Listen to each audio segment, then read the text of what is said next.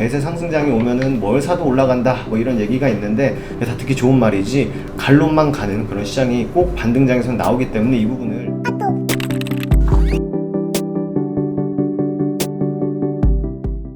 네, 반갑습니다. 허브경제TV입니다. 이번 시간에 같이 볼 종목은요, 그래도 박셀바이오 보도록 하겠습니다. 오늘 하루도 너무 수고 많으셨고요. 영상 하단에 보시면 카카오톡 아이디 HERB2019 있습니다. HERB2019 이렇게 있고, 저기 이쪽으로 카카오톡 친구 추가하신 다음에 종목 요청 혹은 무상증자 이렇게 남겨주시면 무료 종목 추천도 해드리고 있고, 그리고 추가적으로 요즘에 무상증자 관련주들이 뭐 난리가 아니죠.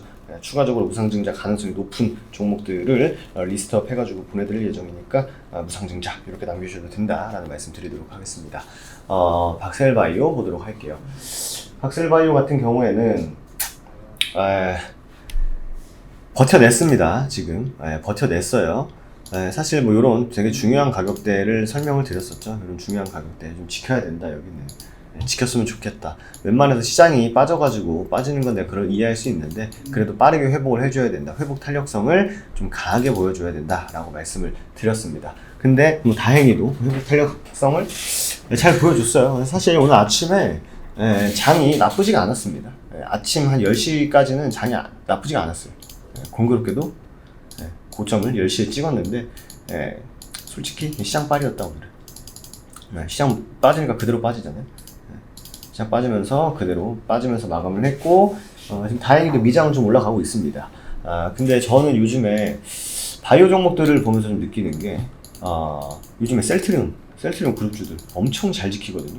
물론 뭐 셀트리온도 제가 영상을 찍는 종목은 아니지만 셀트리온이 뭐 학회 뭐 이런 데서도 발표를 하고 실제로 그 뭡니까 우리가 박셀바이오는 참석 안 하냐, ESMO 박셀바이오는 참석 안 하냐 라고 했을 때 우리나라 기업 중에 너무 유명했던 시젠과 셀트리온 헬스케어는 참여를 합니다. 그죠?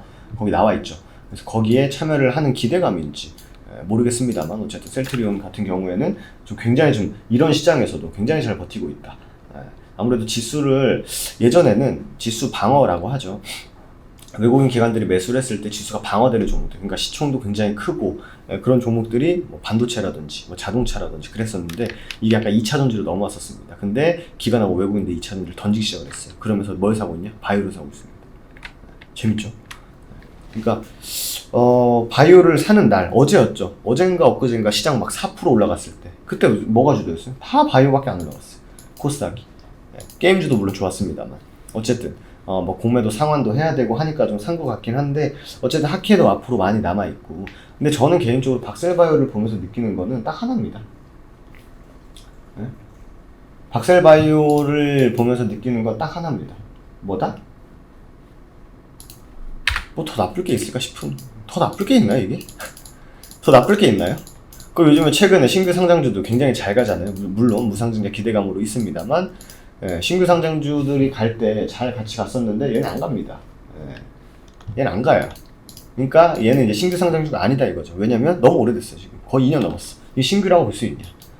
그래서 예전에 신규 상장주 대장 역할을 하던 친구였는데 대장 역할을 하지 못하고 있고 이건 완전히 그냥 바이오 안에서도 면역 강화 안에서도 뭐 3분기에 발표 기대감을 갖고 있는 종목 정도로만 시장이 좀 판단을 하고 있는 것 같습니다.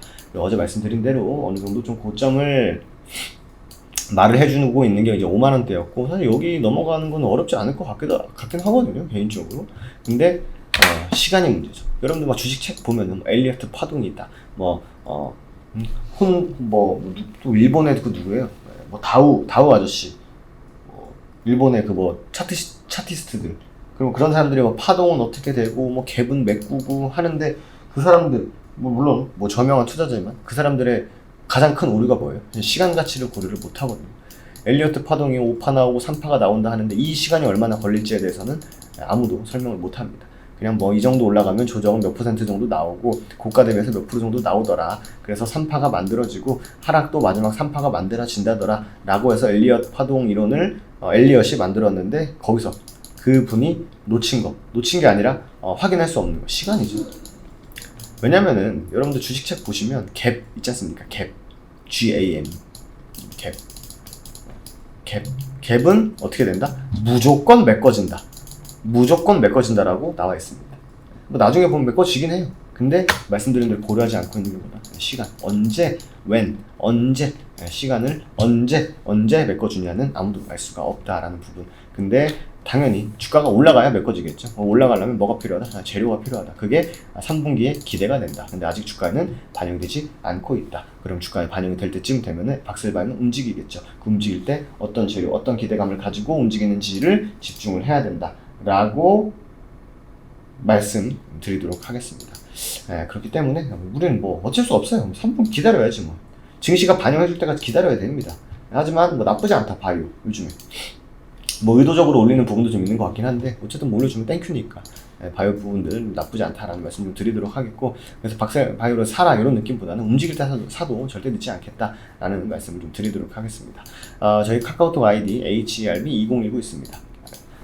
무료 추천 종목도 보내드리고 있고, 오늘 같은 경우에는 8시에 또 무료 방송도 진행을 합니다. 추가적으로 무상증자 이렇게 남겨주시면 저희가 무상증자 가능성이 매우 높은 종목들 리스트해서 보내드리도록 할 테니까 잘 공부해보시면 좋을 것 같습니다. 카카오톡 아이디 HERB2019로 친구 추가하신다 메시지 꼭 남겨주시고요. 저는 또 내일 이 시간에 인사드리도록 하겠습니다.